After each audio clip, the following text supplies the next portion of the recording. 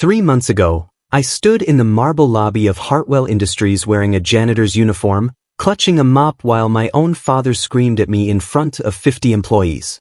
He had no idea he was firing his own son, the actual owner of the company he thought he still controlled. My name is Marcus Hartwell, and I'm about to tell you how I went from being the family disappointment to orchestrating the most satisfying corporate takedown in Chicago business history. This isn't just about money or power, it's about a father who spent 28 years making me feel worthless, and how I finally proved him wrong in the most spectacular way possible. You see, while my dad thought I was just another college dropout working dead-end jobs, I was quietly building a tech empire. By 26, I had enough money to buy his struggling manufacturing company, the same company where he'd always told me I'd never be good enough to work. So I bought it, anonymously. And then I did something that might sound crazy. I went undercover as a janitor in my own building. For 3 months, I mopped floors, emptied trash cans, and watched my father treat the working-class employees like dirt. I documented every labor violation, every instance of harassment, every corner he cut that put people's livelihoods at risk. All while he looked right through me, the son he'd written off years ago. The plan was simple: gather evidence, then reveal my identity at the company's annual board meeting in front of all the major investors and media. I'd expose his mismanagement and take control of the company publicly, finally proving I wasn't the failure he'd always claimed I was. But life rarely goes according to plan. 3 days before the board meeting, everything went sideways in a way I never could have anticipated. And it all started when my father decided to throw his weight around with the wrong janitor, me. What happened next changed everything between us forever, and taught me that sometimes the best revenge isn't planned at all. Growing up in Lake Forest, Illinois, meant living in my father's shadow, and that shadow was ice cold.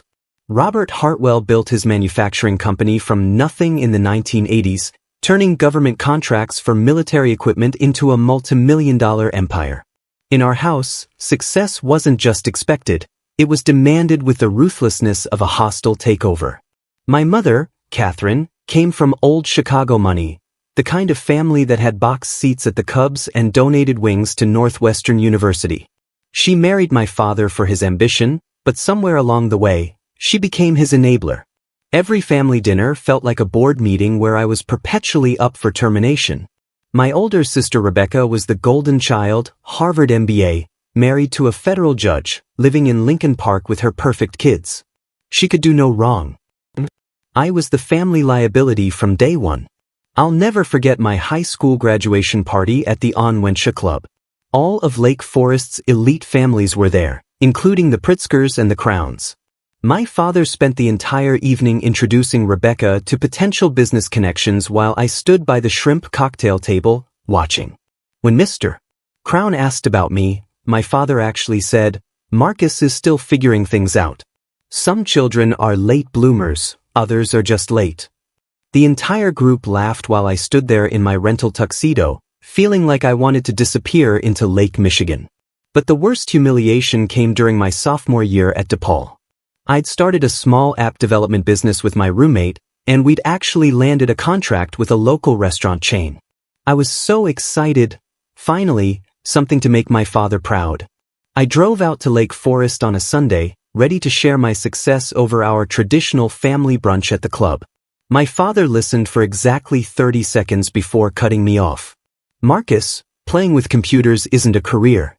It's a hobby. You want to impress me? Transfer to Kellogg, get an MBA, and learn how real business works." Then he turned to the waiter and ordered another Bloody Mary like I hadn't even spoken. That restaurant app? It eventually sold for $2.3 million. But my father never knew because I stopped trying to share my victories with him. The pattern was always the same. Rebecca would announce some achievement, a promotion, an award, a successful case, and my parents would beam with pride. When I tried to share anything, I got lectures about realistic expectations and finding stability. Even when I quietly earned my MBA from Northwestern part-time while building my tech company, my father dismissed it as finally doing the minimum. The breaking point came 2 years ago at Rebecca's 40th birthday party. We'd rented out the signature room on the 95th floor, and the whole Chicago power structure was there. My father spent the evening telling anyone who'd listen about Rebecca's latest federal court victory. When someone asked about me, he said, "Marcus is between opportunities right now. We're hoping he'll settle down soon and find something more traditional." I was worth $43 million at that moment. I just sold my second startup and was already planning my third.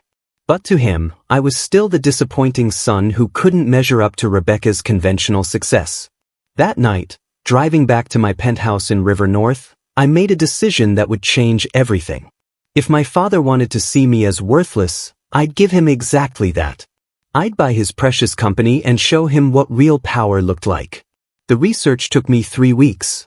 Hartwell Industries was hemorrhaging money, losing contracts to overseas competitors, and facing a potential Department of Labor investigation for workplace violations. My father was so desperate for capital that he'd started courting private equity firms, vultures who would strip the company for parts and leave his employees jobless.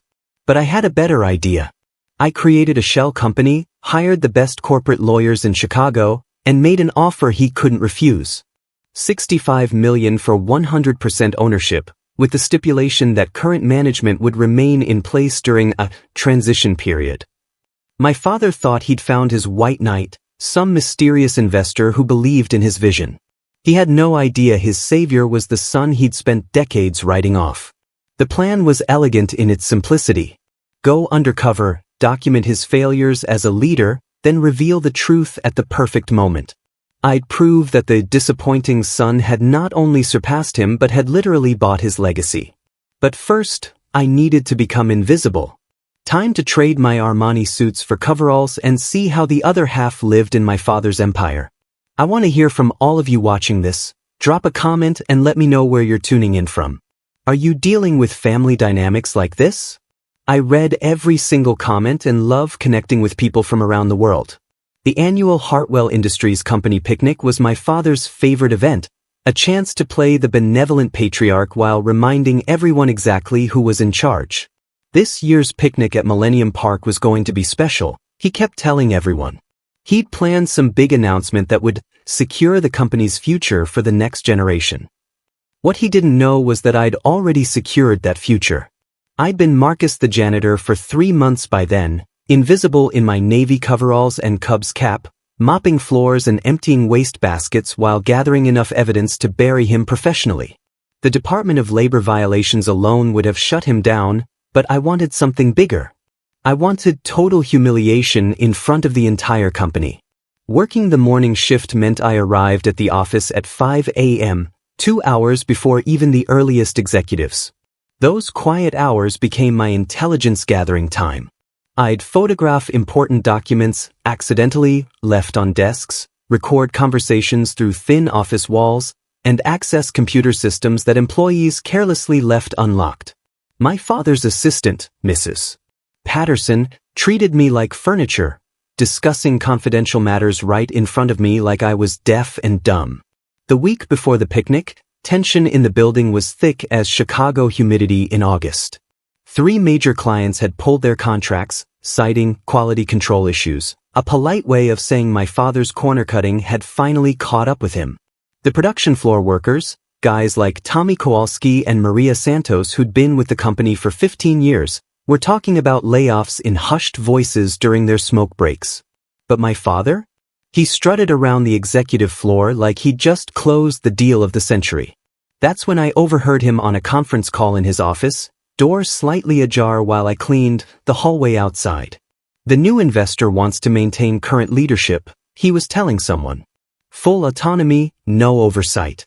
Apparently, they believe in our vision enough to trust us completely. He actually chuckled. Sometimes the best deals are the ones that seem too good to be true. If only he knew how right he was. The day of the picnic arrived with perfect September weather, crisp air, clear skies, the kind of day that makes you remember why people love Chicago despite the winters. My father had rented the entire Lurie Garden area, complete with a catered lunch from Gibson's Bar and Steakhouse and an open bar that would have made the Union League Club jealous. I arrived early in my maintenance uniform, officially there to help with setup and cleanup. Watching my father work the crowd was like seeing a master politician in action. He moved from group to group, slapping backs, kissing cheeks, making promises about job security that we both knew he couldn't keep. Rebecca showed up around noon with her judge husband and their 2 kids, looking like she'd stepped out of a North Shore lifestyle magazine. My parents practically glowed when she arrived, my father immediately pulling her over to meet some potential clients. The contrast wasn't lost on me. She got the red carpet treatment while I was literally invisible, pushing a cart full of garbage bags around the perimeter. Around 2 p.m., my father climbed onto the small stage they'd set up near the Crown Fountain. The entire company gathered, maybe 200 people including families. I positioned myself near the back, close enough to hear but far enough to blend into the background. "Ladies and gentlemen," my father began, his voice carrying that commanding tone I remembered from childhood dinner tables. "Today marks a new chapter in Hartwell Industries' history. I'm proud to announce that we've secured a major new investment that will not only save our company but position us for unprecedented growth." The crowd erupted in relieved applause. These were people who'd been worried about their mortgages, their kids, college funds, their retirement plans. They were clapping because they thought my father had saved them. "Our new partner believes so strongly in our mission that they've given us complete operational control," he continued. "No interference, no second-guessing, just the resources we need to build the empire we've always dreamed of." I almost laughed out loud. My father thought he'd outsmarted some naive investor. In reality, he'd just handed me the rope to hang him with. But then he said something that changed everything. "And to celebrate this new beginning, I've decided to clean house. Starting Monday, we're implementing new efficiency standards. Anyone who can't meet our productivity requirements will be terminated immediately. This company is moving into the future, and we can't afford to carry dead weight." The applause died down to uncertain murmurs. I watched Tommy Kowalski's face go pale. He'd been struggling since his back injury 6 months ago. Maria Santos looked like she was going to be sick. That's when my father's eyes landed on me, standing by my garbage cart in my stained coveralls. "In fact," he said, his voice carrying across the suddenly quiet crowd, "let's start right now with an example of the kind of dead weight I'm talking about. If you're enjoying this story and want to help us reach 1,000 subscribers, smash that like button and hit subscribe. Your support means everything as we build this community together. You there, janitor." My father's voice boomed across the silent crowd, his finger pointed directly at me. "Yes, you with the garbage cart. Come here." Every eye in Millennium Park turned toward me. I could feel my heart hammering against my ribs, but I kept my face neutral, playing the part of the confused maintenance worker. I pushed my cart forward, weaving through the crowd of employees and their families who stepped aside like I was carrying something contagious. "What's your name?" my father demanded when I reached the base of the stage. His voice carried that same condescending tone I'd heard my entire life, the one he used when he wanted to make someone feel small. "Marcus, sir," I replied, keeping my voice quiet and deferential. The irony wasn't lost on me that this was probably the first time he'd asked my name in years. Marcus what? He was enjoying this, I could tell. The crowd was his audience, and I was about to become his demonstration. "Marcus Johnson, sir." I'd been using my mother's maiden name for the undercover work. Even now, standing 3 feet from my father, he didn't recognize his own son behind the baseball cap and 3 months of carefully maintained stubble. "Well, Marcus Johnson, in the 3 months you've been working here, have you once, even once, shown any initiative? Any pride in your work?" My father's voice rose with each word. "Because every time I see you, you're moving like you're half asleep, dragging that cart around like it weighs 1,000 pounds. I heard Rebecca's voice from somewhere in the crowd. "Dad, maybe this isn't the time." But he was in full performance mode now, using me as his prop to show everyone what decisive leadership looked like. "No, Rebecca, this is exactly the time," he shot back. "Everyone here needs to understand that mediocrity will no longer be tolerated. Look at this man, no ambition, no drive. Just collecting a paycheck and doing the absolute minimum." The words hit exactly like they had when I was 16, 18, 25. The same dismissive tone, the same assumption that I was worthless.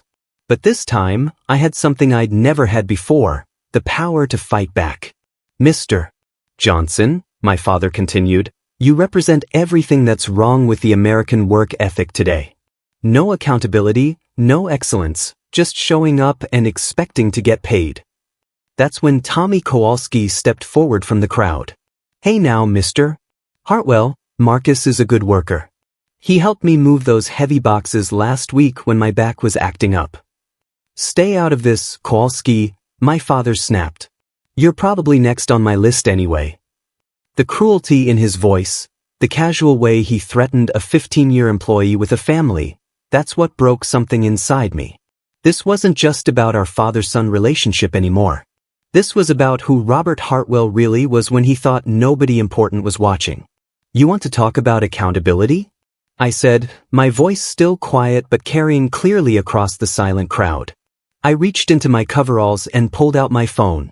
Let's talk about accountability. Excuse me? My father's eyes narrowed. Did I give you permission to speak? 3 months ago, you told the Department of Labor that all safety violations had been corrected. I continued, scrolling through the photos on my phone.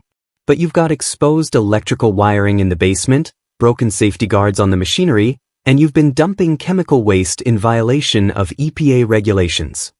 The crowd was murmuring now, people looking at each other with confused expressions. My father's face was turning red. Security! Get this man off the property immediately! You want to fire people for not meeting productivity standards? I kept going, my voice getting stronger. Let's look at your productivity, Robert. Revenue down 30%, 3 major clients lost this quarter, and you've been cooking the books to hide losses from your new investor. I said get him out of here. My father screamed, but the security guards, 2 guys I'd been friendly with during my months as Marcus the janitor, weren't moving. That's when I reached up and pulled off my Cubs cap, letting my hair fall back into its natural style.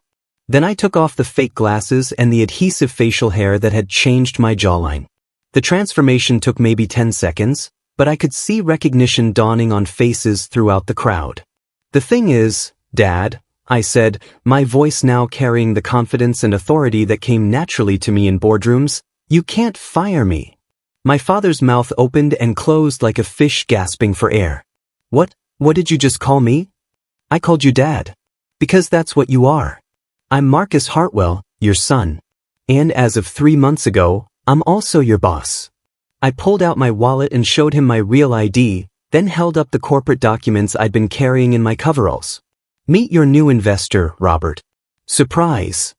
The silence that followed was deafening. 200 people stood frozen, watching my father realize that everything he thought he knew was wrong. His disappointing son, the family failure, owned everything he'd spent 40 years building. And he'd just humiliated me in front of all of them. Ooh. He whispered, then louder, you little bastard. This is some kind of trick. No trick, I replied calmly. Just 3 months of watching you treat people like garbage while you ran my company into the ground. Then I turned and walked away, leaving him standing alone on that stage in front of everyone whose respect he'd just lost forever. The chaos that erupted after I walked away from that stage was unlike anything I'd ever witnessed. 200 people stood in stunned silence for maybe 10 seconds before the dam burst. Employees were shouting questions, kids were crying because the adults were upset, and my father was screaming at anyone within earshot that this was some kind of elaborate fraud. I made it about 50 yards before Rebecca caught up with me near the Crown Fountain. Marcus, what the hell is going on? Her perfectly composed North Shore demeanor was cracking. This is insane. You can't what, Rebecca? I turned to face my sister, probably the first time I'd looked her directly in the eyes since we were kids. Can't succeed without your approval? Can't prove that I'm more than the family disappointment. That's not what I meant, she said, but her voice lacked conviction. Behind her, I could see my father being physically restrained by 2 board members while he pointed in our direction and shouted something about lawsuits and investigations. You know what the really crazy part is? I continued. For 3 months, I watched him every single day. I saw how he treats the employees, how he cuts corners, how he lies to investors. I documented everything, Rebecca. Everything. And you want to know what I realized? She didn't answer, but I could see the question in her eyes. He's exactly the same person at work that he was at home. The same guy who made me feel worthless every day of my childhood is doing it to Tommy Kowalski and Maria Santos and everyone else who doesn't have the power to fight back.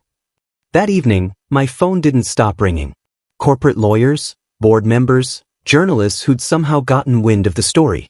But the call that mattered came around midnight from Mrs. Patterson, my father's assistant. Mr. Hartwell, she said, and for a moment I wasn't sure which Mr. Hartwell she meant. I wanted you to know that your father had what appears to be a minor heart episode this evening. He's at Northwestern Memorial, stable but under observation. I should have felt guilty. Any decent son would have rushed to the hospital. Instead, I felt empty. Not satisfied, not vindicated, just hollow. The next morning brought the first surprise. My mother called, her voice smaller than I'd ever heard it. Marcus, I need to see you. Can you come to the house? Lake Forest hadn't changed, the same manicured lawns, the same sense that every house contained people who never worried about mortgage payments or medical bills. But walking into my childhood home felt different now. I wasn't the disappointing son anymore. I was the nuclear bomb that had just destroyed 40 years of family mythology. My mother was waiting in the living room where I'd received countless lectures about living up to my potential. She looked older, more fragile than I remembered. Your father doesn't know I'm here, she said without preamble. He thinks I went to visit your Aunt Margaret in Winnetka. I sat down across from her, waiting. I found something yesterday while I was looking for his insurance papers. She handed me a manila folder. I think you should see this. Inside were newspaper clippings, printed emails, and documents I didn't recognize at first. Then I started reading. Every article about my business successes, every mention in Crane's Chicago business, every tech industry award I'd won, my father had kept copies of everything. Some of the articles had handwritten notes in the margins in his distinctive scrawl. Proud of this, next to a piece about my first startup sale. Reminds me of myself at that age, beside a photo of me at a Northwestern alumni event. I don't understand, I said, looking up at my mother. He knew Marcus. He's always known how successful you were. Every business you built, every deal you closed, he followed all of it. Tears were running down her cheeks. He kept it all hidden because he didn't know how to admit he was wrong. The folder fell from my hands. 28 years of feeling worthless, and he'd been secretly proud the entire time? Then why? I asked. Why the constant criticism? Why make me feel like such a failure? Because he was terrified, my mother said. You were doing things he never could have imagined. Building companies out of thin air, making money in ways he didn't understand. He thought if he pushed you towards something traditional, something he could guide you in, he'd still be relevant in your life. The second surprise came 3 days later when I returned to Hartwell Industries as the official owner. I'd expected resentment from the employees, maybe anger at being deceived. Instead, Tommy Kowalski was waiting by my office with a cup of coffee and a smile. That was the most beautiful thing I've ever seen, he said. 40 years I've been waiting for someone to put that man in his place. Over the next few weeks, I learned things about my father's management style that went beyond what I'd observed undercover. Maria Santos told me about the time he'd made her work a double shift the day after her mother's funeral. John Chun from accounting described having his vacation canceled because my father needed to send a message about dedication. Story after story of casual cruelties inflicted on people who couldn't fight back. But I also learned something else. Despite everything, the company was salvageable. The employees were skilled and dedicated. They'd just been working under a tyrant. With proper leadership, new equipment, and a focus on innovation instead of intimidation, Hartwell Industries could actually become something special. My father returned to work 2 weeks after his heart episode, expecting to resume his role as if nothing had happened. Instead, he found his office had been converted into a conference room. I was waiting for him in what used to be the reception area, now my temporary workspace while the executive floor was renovated. We need to talk, I said. The conversation lasted 4 hours. He raged, he threatened, he pleaded. But eventually, the reality sank in. I owned everything, and he was just another employee now. I offered him a choice: retire with a generous pension and occasional consulting role, or be terminated for cause with nothing but his legal troubles. He chose retirement, but not before saying something that surprised me. "You know, Marcus, this company needed new leadership anyway. I never thought it would be you." The unexpected twist came 6 months later. Rebecca called me on a Tuesday evening, her voice excited in a way I hadn't heard since we were kids. "Marcus, you need to see the news. Channel 7 right now." I turned on WN and saw my father's face filling the screen. But he wasn't being arrested or investigated. He was standing in front of a new facility on the south side, wearing work clothes and a hard hat. Robert Hartwell, former CEO of Hartwell Industries, has opened a non-profit job training center for unemployed manufacturing workers, the reporter was saying. The program, funded entirely by his personal savings, aims to help displaced workers transition to new careers in renewable energy and sustainable manufacturing. I called him that night for the first time in 8 months. "I figured if you could reinvent yourself," he said, his voice quieter than I'd ever heard it, "maybe I could too." 2 years later, I'm sitting in my real office now, the corner suite that used to be my father's, watching the sunrise over Lake Michigan through floor-to-ceiling windows. Hartwell Industries employs 400 people, double what it was when I took over. We've pivoted to renewable energy components, and last quarter we landed a contract with Tesla that my father could never have imagined possible. But the real victory isn't measured in revenue or employees. It's measured in the relationships I've rebuilt and the family I've redefined. My father and I have lunch once a month now, usually at some diner on the south side near his training center. We don't talk about the past much, there's too much hurt on both sides for easy forgiveness. But we're learning to talk about the future. His nonprofit has placed over 200 workers in new jobs, and last month I quietly donated $500,000 to expand the program. He doesn't know it came from me, and maybe he never will. Sometimes the best gestures are the invisible ones. Rebecca and I are still figuring things out. She started bringing her kids to the company picnics, real picnics now, without humiliation or power plays, just families eating hot dogs and playing volleyball in Grant Park. Her youngest daughter, Emma, keeps asking when she can come work for Uncle Marcus. I told her she has to finish kindergarten first. My mother was right about one thing. My father was terrified of becoming irrelevant. But here's what I learned. The only way to become truly irrelevant is to stop growing, stop changing, stop admitting when you're wrong. The moment you think you've figured everything out is the moment you start dying inside. If you're dealing with family dynamics that feel impossible, if you're the person everyone has written off, if you're carrying years of feeling like you're not enough, remember this. Other people's opinions of you don't define your reality. Even your parents' opinions. Sometimes the best revenge is simply becoming who you were meant to be, with or without their approval. Success isn't about proving other people wrong. It's about proving yourself right. If this story resonated with you, I'd love to hear your thoughts in the comments. Have you ever had to prove yourself to family? How did you handle it? And if you enjoyed this video, please hit that like button and subscribe. We're building an amazing community here of people who refuse to be defined by other people's limitations. Thanks for watching, and I'll see you in the next one.